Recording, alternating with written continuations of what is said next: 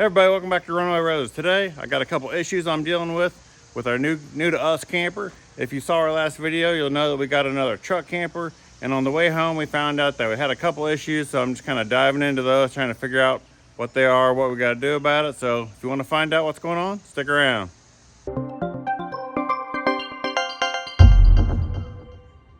First, I've got to go ahead and pull this rig out into the driveway because I got to plug it in to turn the AC on. So let me go ahead and do that, and then I'll show you what I got going on.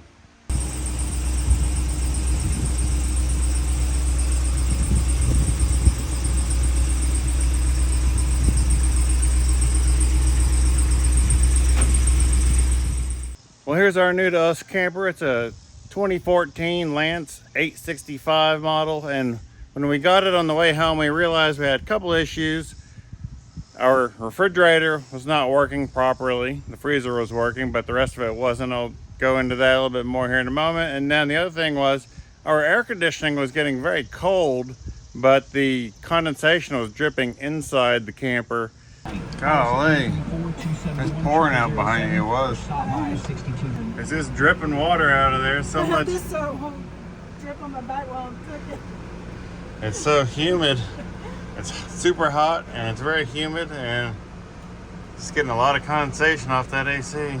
So I think that the drain hole on top is probably clogged up.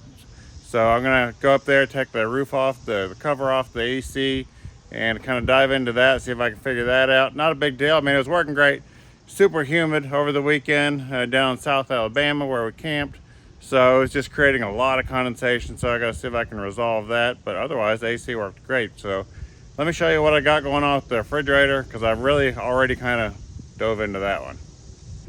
As you can see, I've already taken the vent cover off. I've been messing around with it. I did have to actually repair the 12 volt wires on there.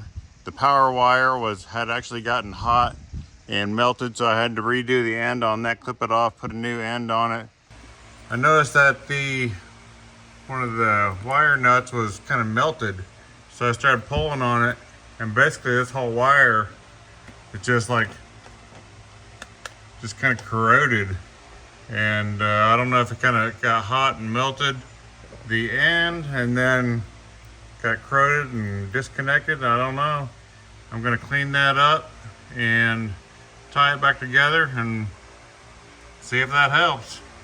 And that didn't really solve anything. But when we were at the campground, I did take the cover off, and I noticed that there were a whole bunch of wasp nests or bee nests or hives or whatever were inside there. So I didn't know if that was restricting the airflow.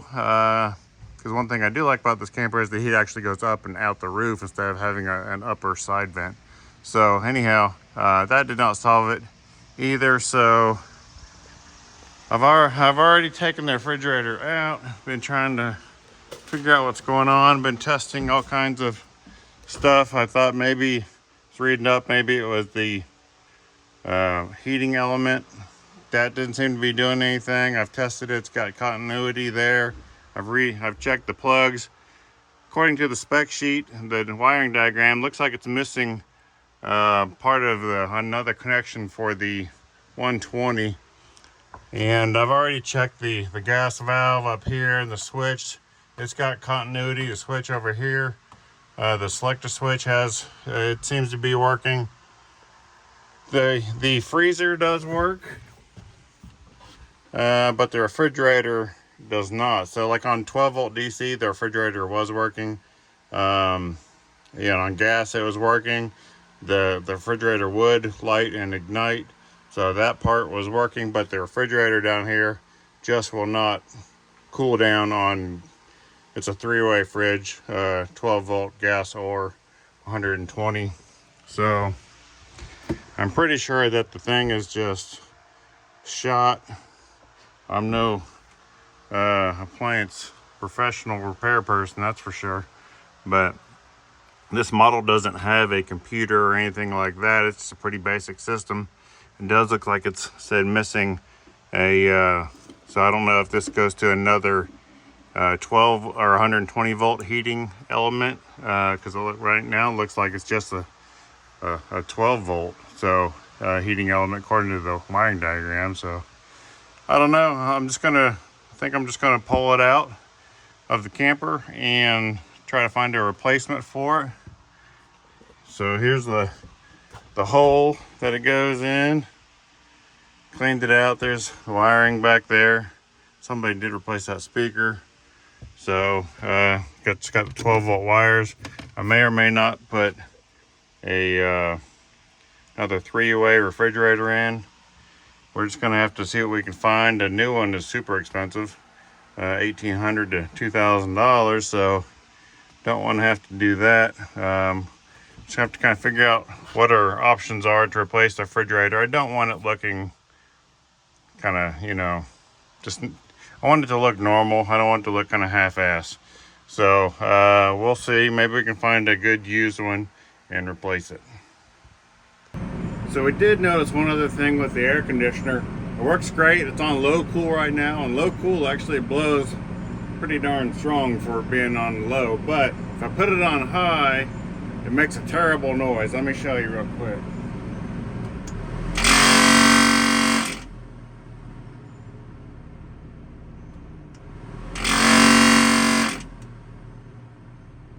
So basically what that is the fan wheel that's up on top. It's broken. I tried to glue it, didn't work, so I got a new one. So I'm going to replace that one here in this video. So let's see how it goes.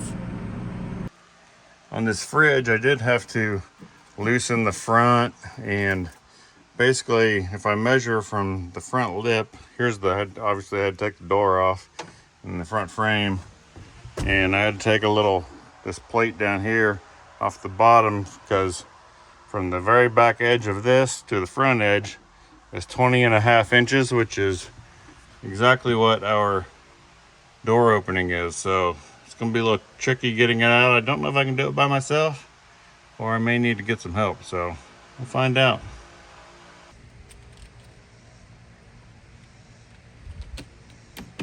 I do like this ladder that comes on here. It's got a little clip, just raise that up, and then the ladder folds down, and then it pops in those little black things right there. But I figured I would go ahead and put a little bit of PB blaster on, just kind of lube them up a little bit, because they probably need it. So I stuck it in there while we were camping. It just seemed a little dry and stiff, so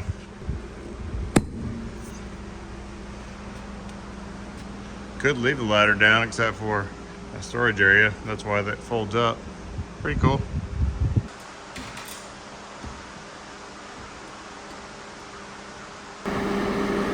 There's the roof. Just gonna go ahead and take that cover off.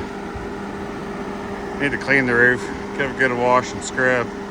Other than that, everything looks to be in good shape.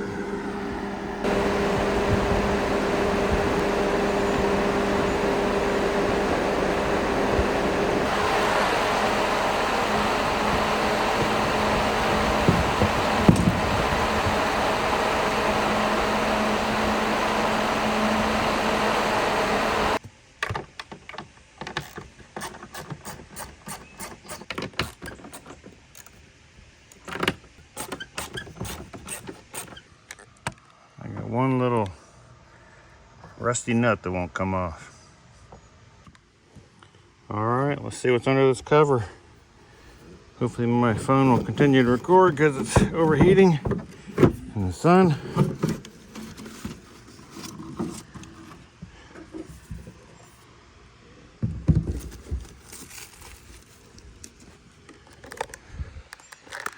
There you go. That's what the inside of it looks like. There's the coil. This must be where all the moisture drains into. Now it should build up and drain outside here.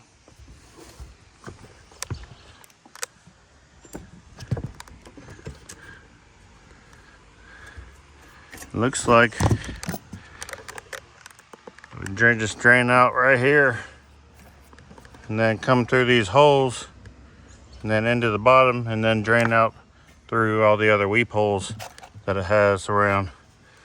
Although it does not look like it's clogged up, so I don't know if I'm going to be able to stop it from draining in. I'm going to take a look a little longer and see what I can find. So beneath this coil there is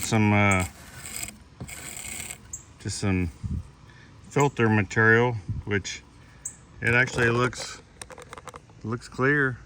It's not too dirty, so there's one piece on each side. Slides in underneath. That's the water right through to drain into the drip tray there. Well, I haven't seen anything that really just stands out to me as to being clogged. Everything looks to be pretty good. These filters actually look pretty clean here, but I think what I'm gonna do is just take them out and remove them, because I want the water to be able to freely fall from the evaporator coil and run down the tray so that it can actually get out. I saw online that not all of them have filter material, and it kind of just makes sense to me just for it to be wide open so that the water can actually run out. But I don't know if that's good or bad. Maybe I'll try that, so that way the water can easily flow instead of maybe kind of getting this thing clogged up with water bubbles and stuff like that, and maybe the water is just kind of backing up and overflowing. So I think I may, and then I'm going to go ahead and clean the evaporator coil out with a brush and a little blower and just kind of clean up the whole unit and go from there, see what happens. See, this will actually just kind of raise up, so actually just pull these out really easy. That way plenty of water. I can see water dripping down through here. Maybe if this thing wasn't in there, this thing's actually kind of wet. I think it kind of holds the water in, keeps it from dripping down probably as well as it should. So maybe I will try that. And that just fits down in the groove. I'm gonna try blow it. I have a little blower. It doesn't really look all that dirty. I also have a little brush. The little blower is helping to blow stuff forward and get it out.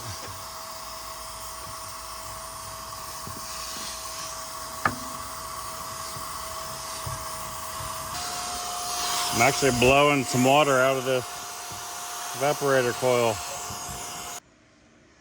There you can see where it just pools up in this little area there. So I'm just gonna leave it like that. You can see how it's sloped. So that way the water can freely flow into here. And then when it fills up enough, it'll come out and go out the drain holes that are all around the perimeter of the AC unit. Need to hose this side out.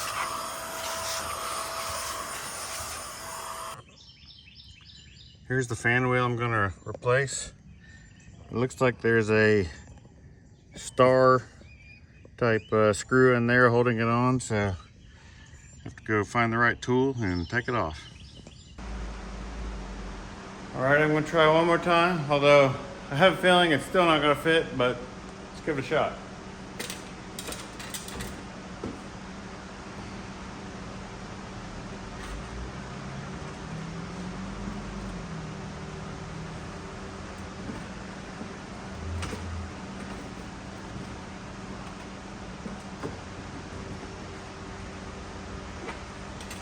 Yay, got it. Not too bad. I could put it back together, but I don't know if I'll bother. Okay, so that screw is a T25 bit, so I'll go ahead and try to loosen it up.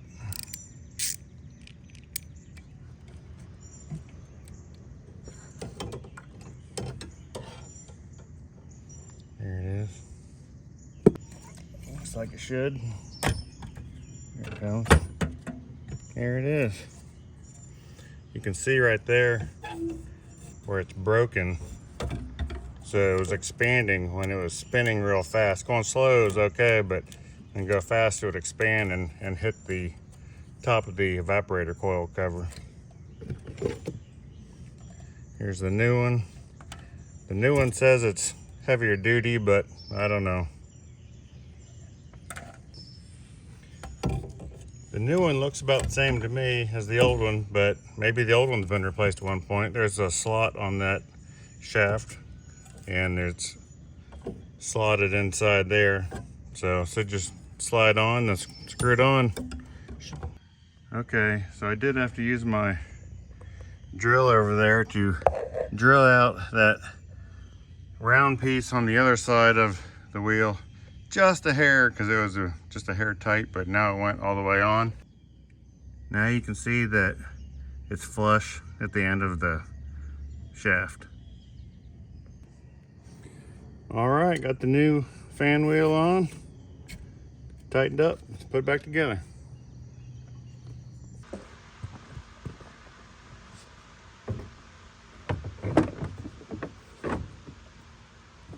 So here's what I had to drill out on the new one, just that center section, that area right there where it's the round part. I had to drill that out just a hair, just because it was a little snug. This side has the flat ends, but then that side has the round end. So I had to just give it a little tad bit more of clearance, and went right on. All right, well, I got the new fan wheel in, so I'm about to find out if it worked along with you. So here we go, let's give it a shot. Turn it on.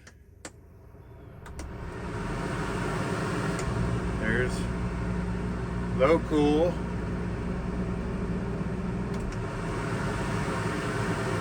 Yay, there's high cool. It's quiet again. Fantastic. Works.